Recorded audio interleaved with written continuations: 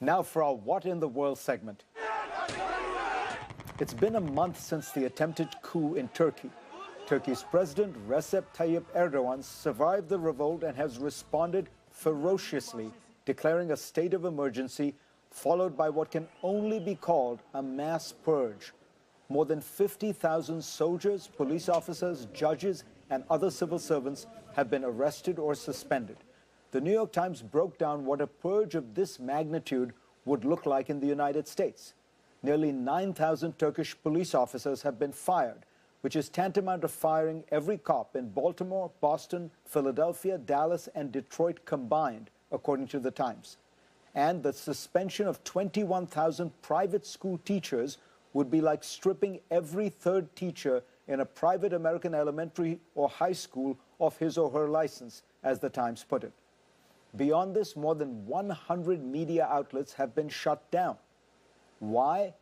Alleged connections with Erdogan's former ally turned foe, Fethullah Gulen, the Muslim cleric living in self-imposed exile in Pennsylvania, whom Erdogan accused of masterminding the coup attempt. Gulen has denied any involvement.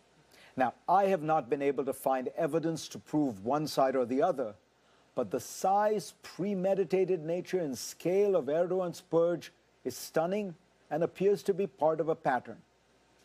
Erdogan came to power as a reformer, and indeed in his first years, he and the AK party enacted a series of reforms, perhaps because they hoped to gain entry into the European Union.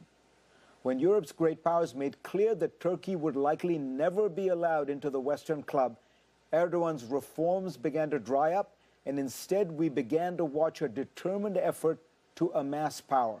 Biz siyaseti daha iyi. First, he turned on his longtime foes, the secularists, especially the military, long seen as the guardian of Turkish secularism. The government alleged conspiracies and coup plots and arrested hundreds of military officers, including former generals. As Turkish journalist Mustafa Akyol said of those purges, there was a series of witch hunts, relentless intimidation, and even confiscation of critical media outlets. Akyol continued in that November 2015 New York Times piece, as a result, Turkey has become the textbook case of illiberal democracy, where ballots rule, but free speech and the rule of law are fading. It is now a new enemy, but the same tactics. Taken in its entirety, what we are witnessing in Turkey today is the descent of democracy, and it is tragic. Ever since Erdogan's first electoral victory, some in the West have looked at Turkey with cautious, suspicious eyes, wondering whether Turkey, this 99.8% Muslim nation, would go the way Iran did in 1979. They had good reason to worry. Erdogan and his party have placed an emphasis on religion and social conservatism. That's according to Stephen Cook of the Council on Foreign Relations. But Cook notes that theocracy has never been in the cards for Turkey. In fact, Erdogan has not enacted any Islamic laws or instituted Sharia in any sense in Turkey. For Erdogan, it's not about religion. It is about power. Looking ahead, Stephen Cook expects that Erdogan will call for new elections that would ultimately concentrate power in the presidency.